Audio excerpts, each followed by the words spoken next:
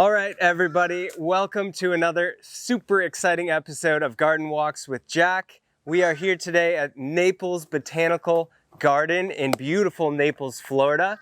The gardens have invited us to do a deep dive into the gardens to show all of you how absolutely amazing it looks in there right now. And I'm really excited about it. It's going to be a multi-day, multi-episode tour of Garden Walks with Jack. So let's dive in.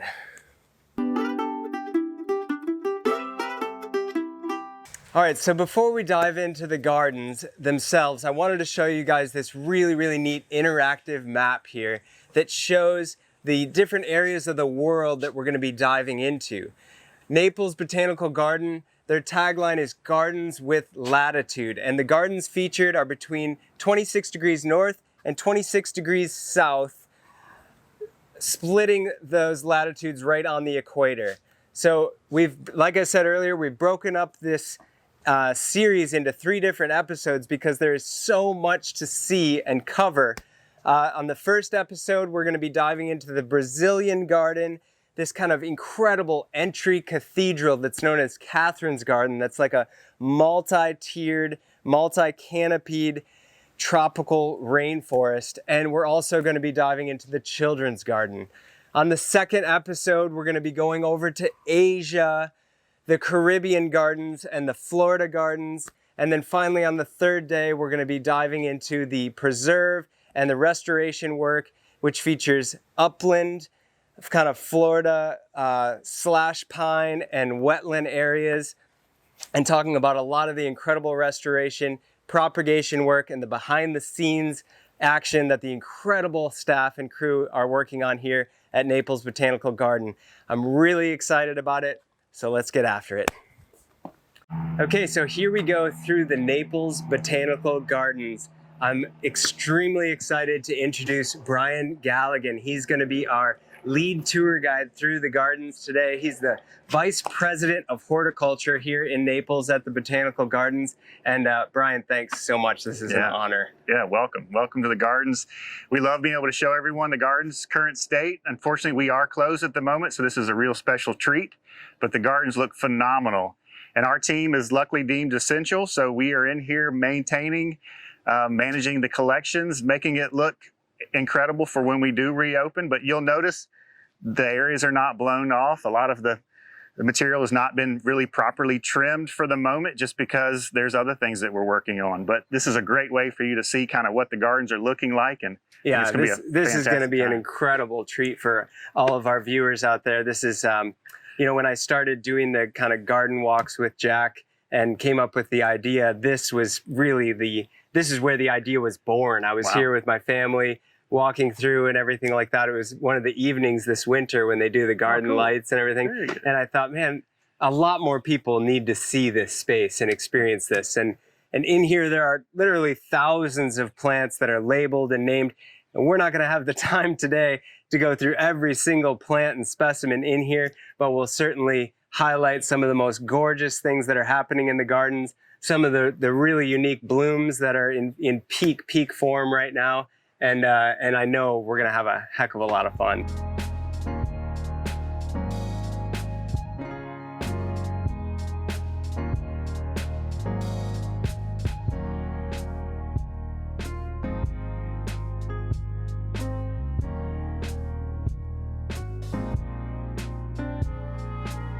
What a better place to have a huge canopy with layers upon layers, and you know, great plants like the Rose of Venezuela and the cannonball tree, and you know, justicias and hoffmanias, and all these really cool things that you can really only grow in a tropical greenhouse in most of the continental United States. So just what a unique opportunity that the gardens have to showcase these. Yeah, that's one thing I've always loved about the gardens here, is that very drastic change from the parking lot experience, which in and of itself is landscaped beautifully, but you go from a hot, full sun environment immediately to this multi-layered canopy, this deep, cool, you know, lots and lots of greens, a tremendous amount of biodiversity happening, and a tremendous amount of plant material in here. and we haven't even gotten to the ticket counter yet. We Right. haven't even gotten to the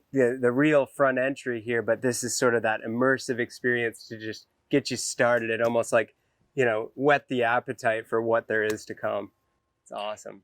And we actually showcase a lot of understory palms that are really spectacular. And many of these would actually do well in a kind of a courtyard lanai setting, if you will. Mm-hmm.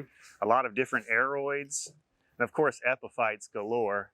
Yeah, epiphytes or air plants are Yeah. big time popular plant right now all over the place. And these orchids that are just, hanging from the trees all throughout here.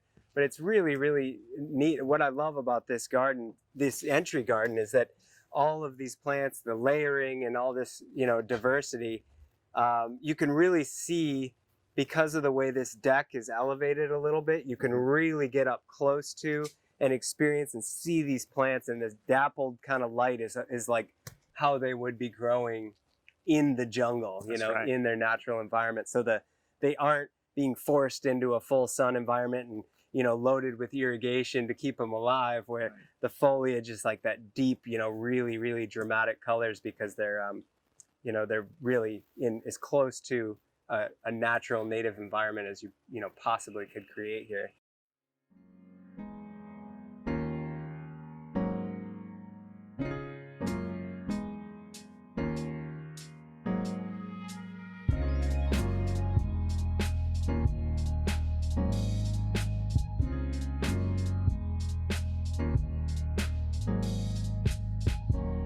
One of our most favorite trees of the gardens is the rainbow eucalyptus, or the rainbow gum.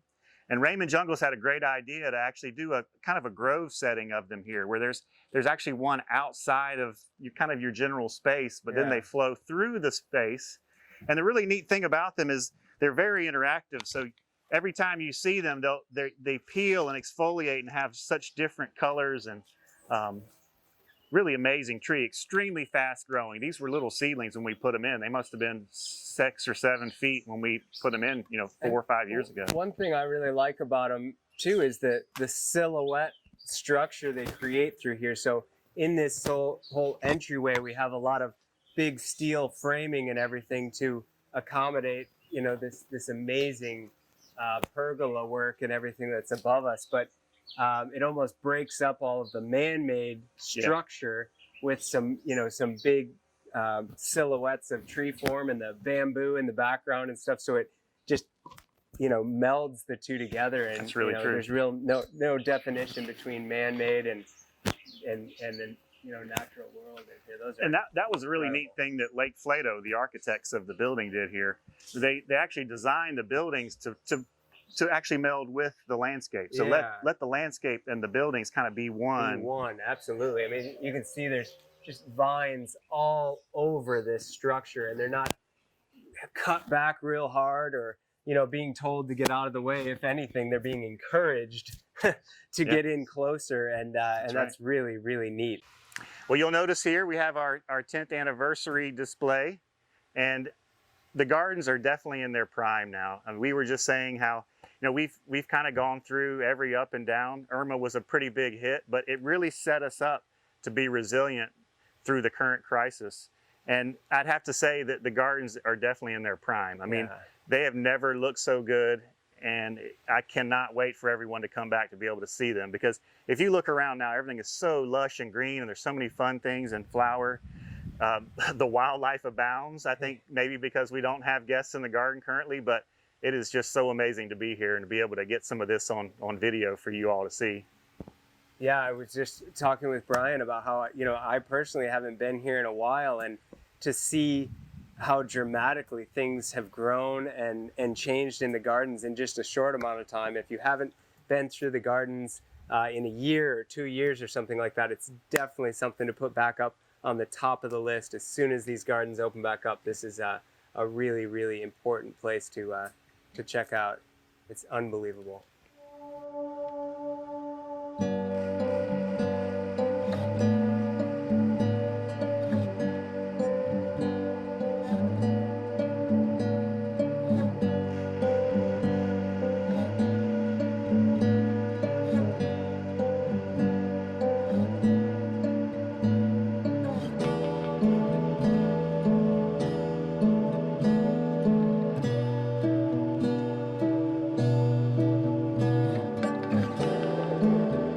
So one of the greatest things about the Naples Botanical Gardens is that there is an incredible diversity of garden types within the garden itself. So we have a little something for everyone. And being a family man of two beautiful young boys, one of the places we always go right away is the children's garden. And this is really, really fun. The kids love to come right into here first thing. They strip down into their swimming suits, and there's a whole water feature and water garden in here that isn't on right now, but normally this is a whole splash pad full of water and all kinds of fun sprayers and stuff like that, so the kids can run around and get wet, but it's a very, very interactive space. They have a whole butterfly garden you can walk through and get butterflies landing on you. But the children's garden's a lot of fun. They do a lot of interactive garden experiences for the little guys where they can come and water flowers and water plants and pick little bouquets. They've got this fun little playhouse all set up here. And this whole garden is constantly being changed over with vegetable and herb plants. So they've got all kinds of actually delicious looking veggies and stuff right now. Some of the kale, of course, has gotten a little big and bolting, but they do have some delicious little cherry tomatoes. I never passed a cherry tomato without trying one. Ever since I was a kid, when they're warm like that in the sun, so good. But this is really fun in here. Look at this sunflower. It's a super cheerful place. There's games and stuff all over the place, swings. It's just sort of wild and wacky. I love this little grass hill here that as soon as my boys get here, of course, what do they want to do? Roll down the hill. A nice, smooth, perfect little grassy hill. They want to roll and wrestle.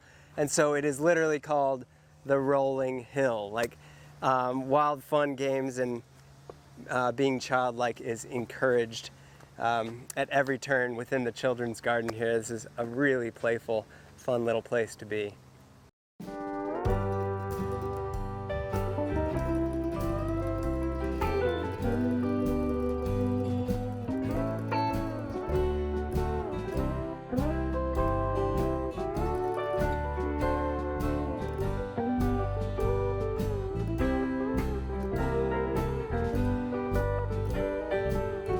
So we've linked up with Katie, and she's the head gardener for the children's garden, and this whole part of the Naples Botanical Gardens is a real treat. And we just found her in the woods here, kind of playing around, and so we thought we'd pick her brain a little bit about her favorite part of the children's garden. Yes, so when I ran into you guys, we were standing on the top deck of the children's garden. You kind of asked me what was my favorite spot in here. So I definitely think that the Wild Loop Trail, which is like our lower section of the children's garden, is absolutely one of my favorite spots. Anytime things get a little overwhelming or I need a little break from the shade or just kind of like a moment of peace, I'll definitely come through and walk down under the canopy. The dappled light is really one of my favorite things too. So the Wild Loop Trail is our native section of the children's garden where we have little examples of our native ecosystems in Florida. We have a beach, a hardwood hammock, a pinewood flat, and some mangroves. All through this little trail section, there's all those little samples, huh? Absolutely. Wow. And we'll try to reflect the natural plants growing in those ecosystems by placing them here. Yeah, this is really nice. And it's cool that it's within the children's garden because it encourages these kind of herds of kids to run all through here and spread them out a little bit, but it gets them into a little bit of a shady, mellower area. I know personally with my kids that when they run all down through here and everything like that, it's a good way to burn off a little energy. So. Absolutely. And it's also a really safe place where kids can kind of connect with nature. I know a lot of people who are maybe just moved to Florida or maybe aren't so familiar with the woodsy areas of Florida are a little hesitant to just let their kids play outside, run through the woods. So this is a great place where kids can interact with native plants in a very safe way where the parents can keep an eye on them, but is still kind of bringing them into natural Florida.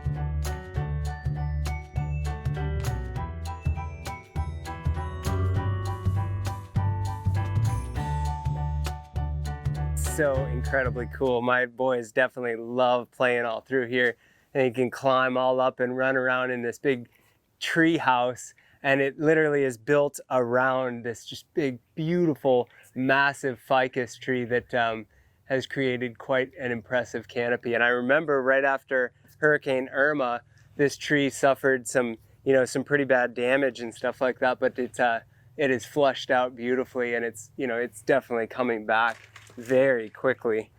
This is so fun. I think down around this corner, I think there's an alligator in here.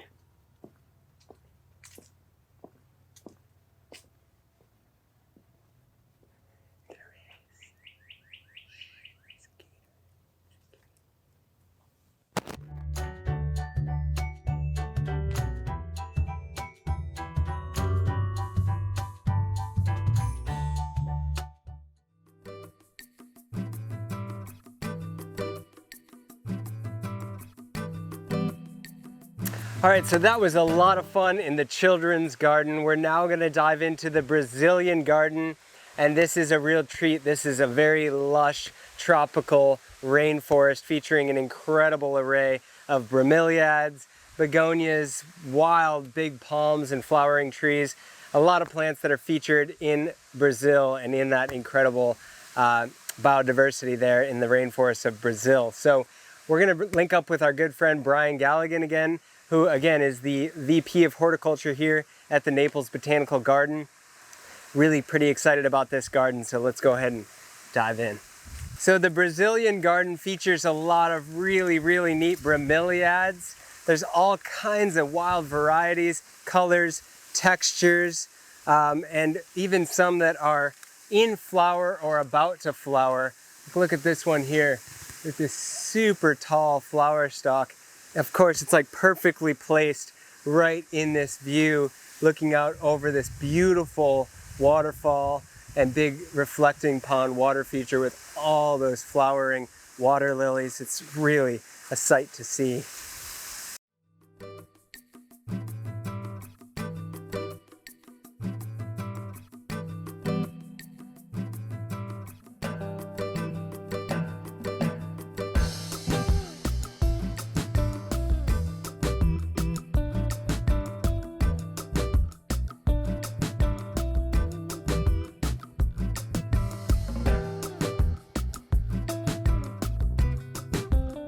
All right, we've linked back up with Brian, and we're in the Brazilian garden now, and he's gonna take us through a few of the feature plants in here, and there are a lot of them, and I'd love to talk about all of them, but we probably only have time to talk about a few of the highlights here. So let's start with what we're under right now. This is a beautiful tree. Yes, this is Pachyra aquatica, or the water chestnut, also known as Guyana chestnut, and it is native to Brazil. It gets its common name chestnut because of these huge receptacles that do have giant chestnut-like fruit in them. That's heavy. It's very heavy. And typically we would probably take that off. I would say so. If that hit a little kid, you'd have yes. You'd have issues. Then you notice the flower is so amazing. And you can see it. Yeah. It is night pollinated. It's just a really amazing flower. Any of these white flowered species are night pollinated and often very fragrant at night. But this tree, as you know from the species name aquatica, it actually grows in pretty wet lowland areas, and it does develop these pretty amazing buttresses, which most of us tropical plant nerds, we love buttresses. Oh, yeah. And it's kind of a going fun thing we kick around here, these great trees with buttresses. And then as we go deeper into the Brazilian garden here, I noticed that there's a whole lot of begonias. Yes, and these have been a challenge. We had to amend our soils to where they got acidic enough to support them, because as you know, in Florida, most of the soils are very calcareous, very, very alkaline. But over time, we were able to now grow a lot of the rhizomatous begonias, a lot of the cane type begonias. These are really fun because they actually do get up in your face and can actually be quite a nice specimen. And these are a great pass-along plant. You can actually lop that off, give it to a friend, and they just stick it in their good soil, and it roots away. And really. And this, I mean, it really looks like what many of you know as a dragon wing or angel wing begonia. Yep. The foliage is very much so like a dragon wing, and the flowers and stuff, but obviously this is a whole nother beast. That's incredible.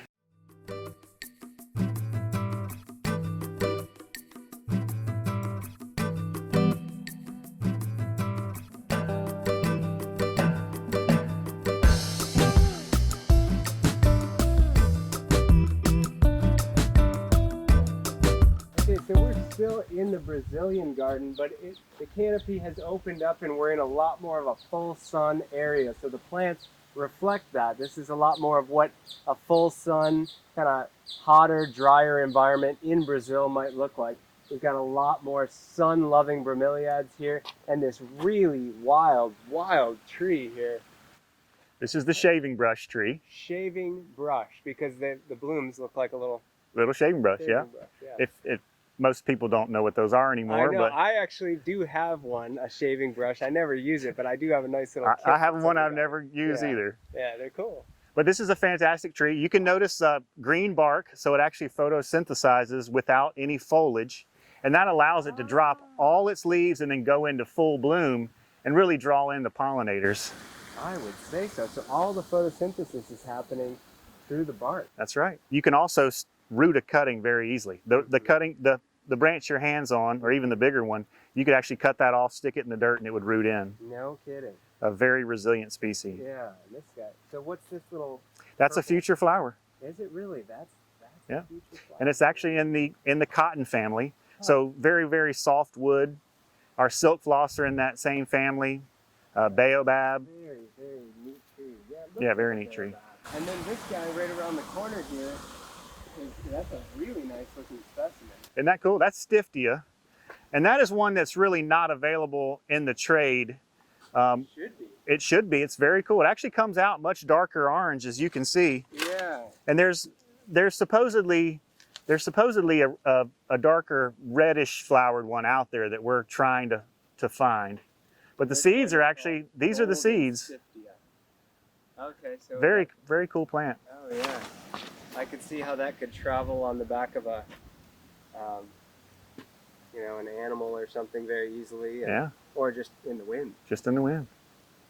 But it's kind of got little barbs almost to it, just a little bit to grab on. It's a very cool plant. That is so, so cool. As we walk through this area here, we've got all this portulaca and stuff growing for color, but you can see a lot of the mulch. Yep. And all the beds and everything are mulched quite heavily here. But you guys make all your own mulch on site from all of the green waste that is inevitably cut every day. That's and right. cleaned up throughout these gardens. So all of this is shredded and created right here on site, That's right.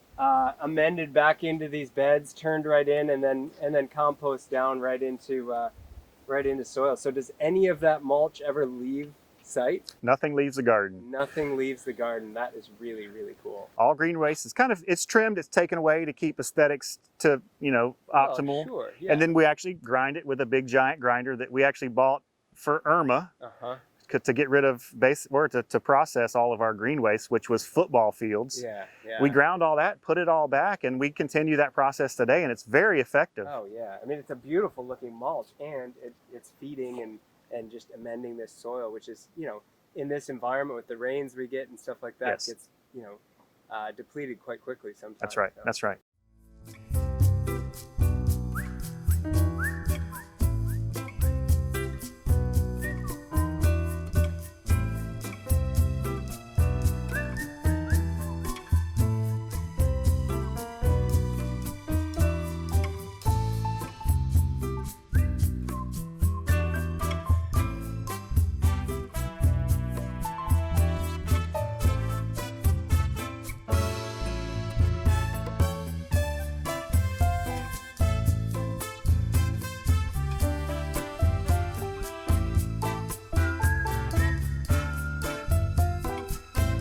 All right, well, that's about a wrap here for the first episode of Garden Walks with Jack here at the Naples Botanical Garden.